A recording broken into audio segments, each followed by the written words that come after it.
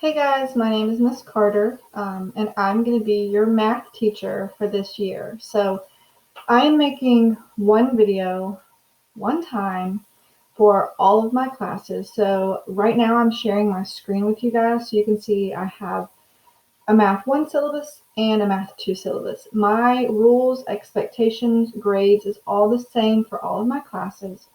So I figured I would just go over them all at the same time. If you look at your schedule, you may see that you have me either for Foundations of Math 1 first block, Foundations of Math 2 second block, and that is with Miss Griffin as well. We both go teach that classroom.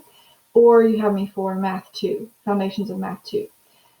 So just depending on what class you have me for, make sure that you choose the right Google Classroom code, and we'll get to that later. But first, I wanted to go over the syllabus with you, make sure that you knew what was expected of you and you knew the rules and how things were going to work. And then we can move into our virtual semester. I will be the first to admit I am technologically challenged at times. I'm not the best with computers, even though I am on the younger side for the teachers, but I will do my best to stay on top of things and hopefully there's no glitches. But let's get started. I'm going to scroll down for both of these syllabi. Is that how you say it? So, as you can see up top, it has my email and my tutoring hours and my virtual office hours. Let me scroll back up some. So I've already emailed all of you and your parents to let you know who I am and what's going to be going on. So you should have already gotten my email, but it's always going to be here if you somehow forget it or lose it. My tutoring hours are going to be Monday from 9 to 1. I also sent out a Google spreadsheet that has slots that you can sign up for. Every week, I'm going to go in and erase everyone's name. It'll be fresh, and you can re-sign up for the following week as well. So I'm going to be using the same Google Sheet, and I'm just going to be clearing it out. So you'll just have to go back in your email. You can star it, and then go to your starred emails, and it's always right there, and you can find it easily that way, and you can re-sign up. If you're in my class with Miss Griffin, where you have both of us teaching that classroom, her tutoring hours are Wednesday from 12:30 to 3:30.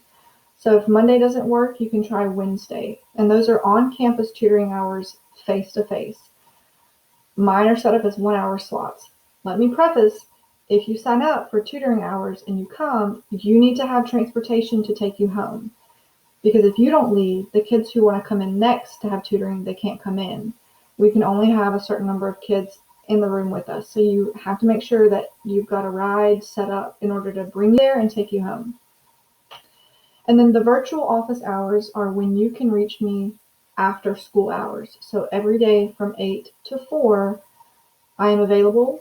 I am working. Things will be posted in the classroom and you can reach me. But Wednesday is the day that you can reach me after hours if you've got some questions. I put that in there because I know sometimes throughout the week when you're doing work later in the evening, you can get confused, your parents don't understand what's being asked of you, so you can contact me later on that day. We have been told to set some really strict hours because when you teach virtually, sometimes it feels like you have a constant connection with your students, and that can be really draining on both me and you. So we want to make sure that we're really working in the hours that we're giving you guys. Make sure you're doing your schoolwork from 8 to 4 for all your classes, because if you're doing it at 1 or 2 in the morning, your teachers are not to help you. So just be careful of that. So if we scroll down, and I'm scrolling down the Math 2 syllabus here, just some general rules. Please be respectful to myself and the other people in your class. Even if we're not in class, they're also virtually learning. So make sure that you're treating them nicely if you guys are friends, things that you're telling them on social media, things of that nature. Understand that Myself and all your other teachers are taking a lot of time to upload these things and make videos for you. So please be respectful of that and do your work diligently and in a timely manner. Make sure that you come to class virtually prepared to work. That means do not log onto your Google Classroom while you're playing a video game with your headset on talking to your friends. Set some time aside to focus on each class, get your work done, and then later you can do some other things. Just like when you come into class, it's expected that you pay attention to the teacher and that you understand the content. The same is expected of you online.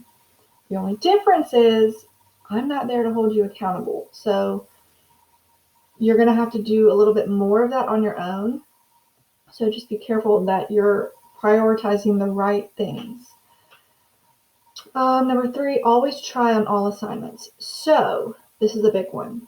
Every day, and I'm going to get to this later as well, every day I'm going to upload a video, either explaining the notes, taking the notes, working some problems, something. I will upload a video for the day with your instructions, and there will be an assignment. Your attendance for the day, showing me that you came to class, will be the submission of that daily assignment, which means if you do not submit it that day, you're going to get counted as absent. And you don't want your absences to add up, even though we're virtually learning. So it does not need to be perfect. It does not need to be fully completed. It does not need to be this big, grand, piece of work that you've been working on for 2 hours. I just need to see that you watched the video and you attempted the assignment and you submitted it. That way I can say, okay, they've looked at it for the day, they've logged on, and I can give you your attendance. You will have until Sunday to submit the entire week's worth of work, like to actually submit it for the final grade. You can resubmit multiple times throughout the week and keep trying and trying and trying and get your grade up to where you want it to be. But it needs to be submitted every day for your attendance. So moving into grades, again, I'm going to scroll down Math 2 here. I think it froze. Okay, there we go. I'm telling you, I am not tech savvy. Your weekly class grades are 30%, so that's all the things that we're doing every day. What is your final grade at the end of that week for all of your work? Any quizzes or some sort of assessment that I'm giving on the material we've been learning is 30%. And then at the end of the unit is when we'll have our big tests to kind of go over everything we've been learning. And they may look different. It doesn't have to just be a multiple choice test. They may look however they look, but those will be 40% of your grade. So like it says, even though classwork isn't the majority of your percentage here, it's very important. If you are caught cheating, you're going to get a 0. I'm going to contact your parents, and you're going to have to come into my tutoring hours on Monday to make up the assignment in person. And if you're wondering how you will be caught cheating, let me just say, it's very easy for teachers to tell who cheated. The work that we get all week from you shows us the level of understanding that you have, and the test grades typically should match. So if you're not understanding content for an entire unit and then you ace a test, I'm calling you out for cheating because you have not once ever gotten any of these types of problems right, and then the very last day of the unit you made a 100. So there are ways to kind of see those behaviors and patterns, ask you about that. A lot of the tests that you take can be timed. You can see how long you spent on each question. If you didn't spend that long on it, you flew through the quiz or test and you made a 100, it doesn't seem like you did the work necessary to make that 100. So there are ways, even online, to catch a student cheating, and all of your teachers will probably confront you about that, ask you about that, contact your parents, and ask you to come in to make it up, or whatever their policy is for cheating, and redo it. And I'm going to have you redo it in person so I can see you working and I can see what the true grade should be. So please make sure that you're not cheating. It's It's okay if you get problems wrong. I know it's very tempting when you're online to just cheat and get them all right.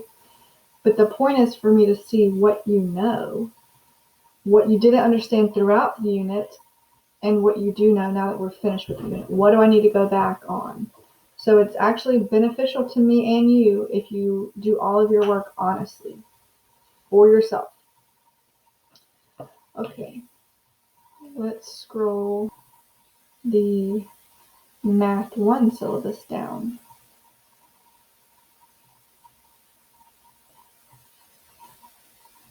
All right, so materials. Paper and pencil. You one subject notebook. You will be expected to take notes at home. If we end up coming back to school and we start taking notes in our notebook, I don't want you to be lost or behind because you've just been sitting at home just watching videos and not writing anything down. It's also a really good place to reference all of your material if you're not by your computer and you can study and someone else can use the computer, because most families have a lot of people trying to use the computer right now. So, one subject notebook. You can get a 3-subject notebook if you write really big or you're nervous about running out of pages. That's totally fine. But a 1 subject should be good because we write front and back on our pages. Make sure that you have access to desmos.com, deltamath.com, and Google Classroom. And I will put the codes for Delta and Google at the bottom of the syllabus, and we'll get there in a second. Desmos is an online calculator. It's an online graphing calculator too. So you can type in functions and it will graph it for you. You can plot points and have it give you the equation of the line, or you can pull up just the calculator and use graphing functions. So it's a free online calculator, just like the calculators you have at school.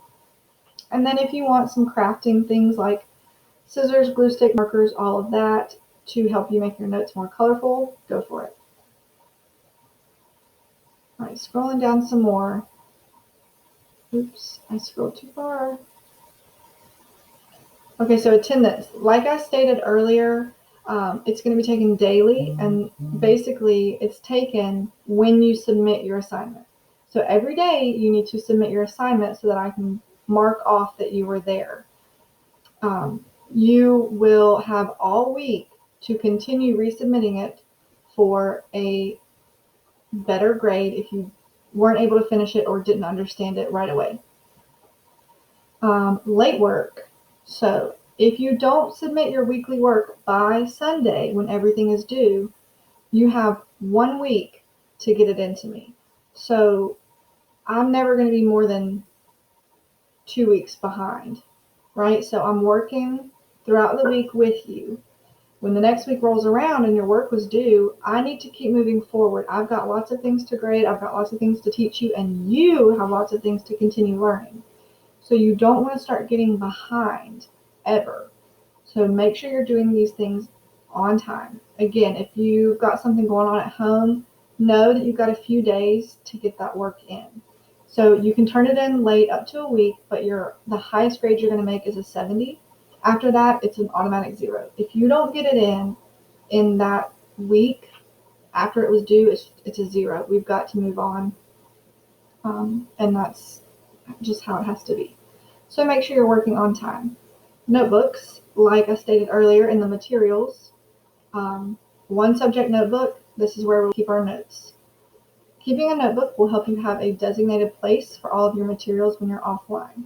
And so the very last thing in my syllabus is that I linked the Delta code and the Google Classroom codes. So you're going to go to deltamath.com, and if you don't have an account, you will hit sign up. If you do, just sign in.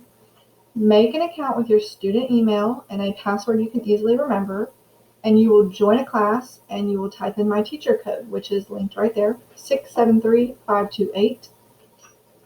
Once you've logged into my dashboard, you're going to click on your class period. So there's a Math 1 first block, a Math 1 second block, and a Math 2. Again, choose yours.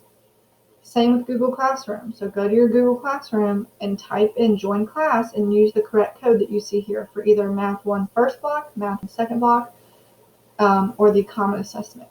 Everyone needs to join the common assessment. Let me scroll down on this Math 2 syllabus and show you the Math 2 class code as well. So, oops. There we go. Okay, so the Math 2 code is JBOHJTL. The Math 1 first block code is JBSQOSR. And the Math 1 second block code is Z3XX K6H.